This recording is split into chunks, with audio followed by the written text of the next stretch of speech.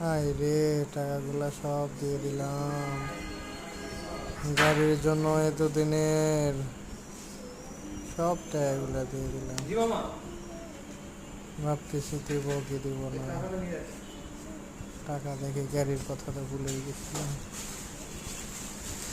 টাকা যখন দিচ্ছিলাম গাড়ির কথা এখন মনে ছিল না, গাড়ি নিব না এত টাকা দিয়া।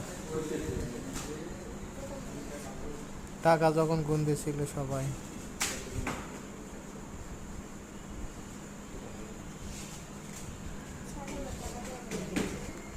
না, কালকে কালকে